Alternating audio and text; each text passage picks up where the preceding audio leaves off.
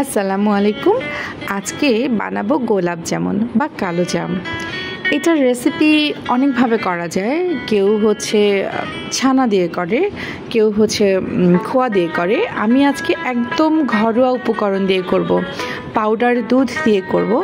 কিছু ছোট ছোট টিপস দিয়ে দিব। কারণ অনেকেই আছেন যারা বলেন যে কালো জাম তৈরি করার সময় উপরের লেয়ারটা প্রথমে ফোলা থাকলেও পরে চুপসে যায়, ভেতরটা শক্ত হয়ে যায়। এই সব কিছু মিনিমাম জিনিস মেনটেন করলে এই ব্যাপারগুলো এড়ানো যায়। আমি কয়েকভাবে বিভিন্ন রেসিপি দেখে দেখে তারপরে নিজের মতো করে সহজ করে একটা রেসিপি বানিয়ে নিয়েছি। এটার জন্য প্রথমে নিয়েছি এক কাপ ফুল ক্রিম গুঁড়ো দুধ।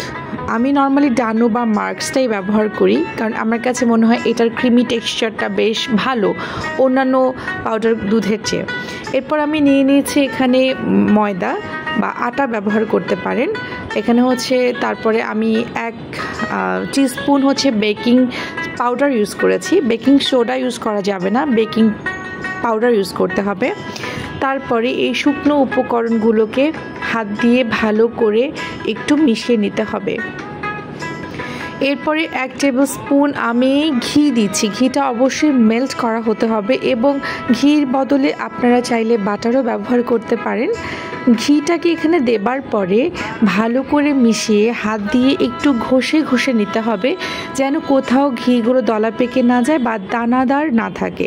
হাত দিয়ে ভালো করে মিশিয়ে নিতে হবে। এরপরে 30 মিলি দুধ যোগ করেছি আমি। এটা ঠান্ডা দুধ ছিল আমার ফ্রিজে। এরপরে একটা ডিম যোগ করেছি। এখানে যে পরিমাণটা আছে এটার জন্য 1/4 কাপ ডিম দরকার হয়। আপনারা চাইলে ডিমটা আগে ফেটিয়ে নিয়ে 1/4 কাপ মেপে নেবেন। বেশিও দেবেন না, কমও দেবেন না। আমি একটু রং ব্যবহার করেছি। তারপর এটাকে রেস্টে রেখেছি।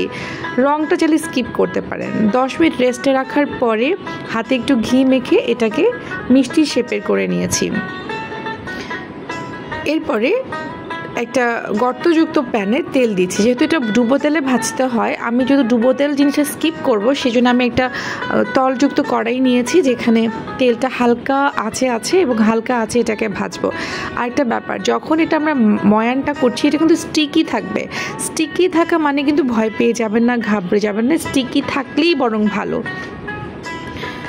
এরপর আলতো আলতো হাতে আমি যে কালো জামগুলো বানিয়েছি সেগুলো তেলে ছেড়ে দিচ্ছি এবং দেখতে পাচ্ছেন যে তেলটা খুব তেতে উঠে নাই, কিন্তু এই যে পাশে দেখেন ছোট ছোট বাবল হচ্ছে তেলটা। এই টেম্পারেচারটা ঠিক আছে। এই যে ছোট ছোট বাবল হচ্ছে তেলে, এই হালকা টেম্পারেচারই এটা ভাজতে হবে। খুব বেশি তাপ দিলে উপরের লেয়ারটা পুড়ে যাবে, কিন্তু ভেতরের জিনিসগুলো শক্তই থেকে যাবে। আমি খুন্তি দিয়ে একটু তেল উপরে দিয়ে দিচ্ছি, যাতে উপরের লেয়ারটাও একটুখানি ভালো করে ভাজা হয়ে যায়। দেখতেই পাচ্ছেন আলতো হাতে এপিট ওপিট করে দিতে হবে। আর পারলে তেলগুলো আস্তে আস্তে আলতো করে উপরের দিকে উঠিয়ে দেবেন। এতে হবে কি, উপরটা এবং নিচটা সমানভাবে ভাজা হয়ে যাবে, সুসিদ্ধ হয়ে যাবে। তাহলে ভিতরে আর শক্ত থাকবে না। এটা একটু ধৈর্য সহকারে করতে হবে, একদম অল্প আঁচে করতে হবে। বেশি আঁচ একদমই দেওয়া যাবে না। বেশি আঁচ দেওয়া মানে এটা তৎক্ষণাৎ পুড়ে যাবে। এটা দেখেন লাল হতে শুরু করেছে। এভাবেই আমি একদম গোল্ডেন ব্রাউনের পরও আরও কিছুক্ষণ রেখে দিব লালচে হওয়ার জন্য, যাতে কালো জামের রঙটা ঠিক মতো আসে। আর বেকিং সোডা দেওয়ার কারণে এটা ফুলে কিন্তু ডাবল হয়ে গেছে, অনেক বড় হয়েছে। আর শেপটা চাইলে আপনারা গোলও করে ফেলতে পারেন, গোলাপ জামুন যেরকম হয়। আমি এখন এগুলোকে তুলে ফেলবো, কারণ এগুলো শিরাতে দেওয়ার পরে আরও খানিকটা গাঢ় হয়ে যাবে রঙটা। আর কিছুক্ষণ ভেজে আমি এটাকে স্ট্রেনার দিয়ে তেলটা ছেঁকে নেব। নিয়ে মিষ্টিটাকে কিন্তু ঠান্ডা করতে হবে। যে দেখতে পাচ্ছেন মিষ্টিগুলো তুলে নিচ্ছি।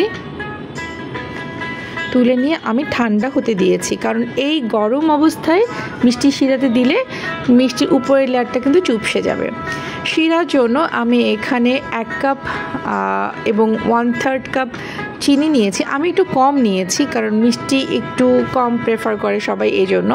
এবং সেটার সাথে 3 কাপ পানি নিয়েছি। এরপর আমি পানি আর চিনিটাকে আলতো করে চুলায় বসে নাড়িয়ে দিচ্ছি। এই পর্যায়ে আমি এটা এলাচ যোগ করেছি, চাইলে এলাচিটাকে স্কিপ করতে পারেন। অনেক এখানে হচ্ছে স্যাফরনও দেয়, সেটা দিলেও কিন্তু রঙটা বেশ সুন্দর আসে। জাফরানের যেটা আলাদা রঙ আছে সেটা শিরাতে ছড়িয়ে যেয়ে অনেক সুন্দর একটা রঙ এনে দেয়। আমি একটা মাত্র এলাচ যোগ করেছি, এটা না করলেও হয়, তারপরেও করেছি আমি। আর এই চিনির শিরাটা আমরা একতার দুতার করব না, যখন ফুটে ওঠা শুরু করবে তখনই আমরা ঠান্ডা হয়ে যাওয়া মিষ্টিগুলোকে শিরাতে ঢেলে দিব। দেখতেই পাচ্ছেন আমার গরম চিনির শিরার মধ্যে আমি মিষ্টিগুলোকে একে একে ছেড়ে দিচ্ছি এবং এগুলোকে বেশি উল্টানো পাল্টানো দরকার নেই, এগুলো নিজেই রোটেট হচ্ছে। দেখতেই পাচ্ছেন শিরার মধ্যে। এই পর্যায়ে আমি এটাকে ঢেকে দিব, আর ঢেকে দিয়ে মিডিয়াম থেকে একটু হাই হিটে আমি এটাকে 10 মিনিটের মতো রান্না করব। এবং এই পর্যায়ে যেটা করতে হবে, ঢাকনাটা না খুলেই পাতিলের 2 সাইড ধরে একটু ঘুরিয়ে দিলেই মিষ্টিগুলো ওলট পালট হয়ে যাবে। এবং ফাইনালি মিষ্টিগুলোর এই অবস্থা দেখেই কেমন লোভনীয় লাগছে না? এগুলো খেতে আরও বেশি মজার। আমি এই পর্যায়ে তাপটা কিন্তু বাড়িয়ে দিয়েছি। আপনারা দেখতে পাচ্ছেন আমার ইন্ডাকশনের টেম্পারেচার 1000 আছে, এটা আগে 800-এ ছিল। যাই হোক, তারপরে আমি আবারও হচ্ছে এটাকে কিছুক্ষণ চুলায় রেখে 10 মিনিট রেখে তারপরে এটাকে নামিয়ে নিলাম। এবং এভাবেই আমি মিষ্টিটাকে ঠান্ডা করে নিব 1 ঘন্টার মতো।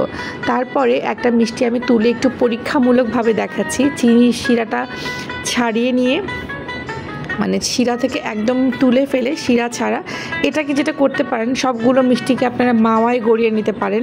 মাওয়া গ্রেড করে নিয়ে, মাওয়া না থাকলে পাউডার দুধেও গড়িয়ে নিতে পারেন। আর এগুলো কোনোটাই না চাইলে এভাবেও সার্ভ করতে পারেন, কোনো প্রবলেম নেই। একটা মিষ্টি আমি কেটে দেখিয়ে দিচ্ছি। আমি পাউডার দুধে গড়িয়ে নিয়েছি, দেখেন কি সফট হয়ে কেটে গেছে, কোনো শক্ত ভাব নেই, কিছু নেই। ভিতরটাও দেখেন কি সুন্দর হয়ে আছে এবং রসে টুসটুসে হয়ে আছে। এটাকে চাপ দিলেই দেখা যাবে যে হচ্ছে, দেখেন চাপ দিলেই রস বেরোচ্ছে। এটা একদম শক্ত নেই, পুরো সফট হয়ে আছে। কিছু ট্রিক্স ফলো করলে আমার মনে হয় যে কোনো রান্নাই আসলে মনোযোগ এবং যত্ন নিয়ে করলে ভালো আউটপুট আসে। এই যে কি সফট হয়েছে না? এটা খেতেও কিন্তু বেশ দারুণ। আমি মিষ্টিটা তুলনামূলক একটু কম দিয়েছি, তারপরও বেশ মিষ্টি হয়েছে। টসটসে গোলাপজামুন বা টসটসে চমচম রেডি করে বাসার মানুষজনকে চমকে দিতে চান, বাজার থেকে না কিনে নিজের মতো করে হাইজিন মেনটেন করে বাসায় বানিয়ে ফেলুন এই মজার কালোজাম মিষ্টি। ধন্যবাদ সবাইকে সাথে থাকার জন্য।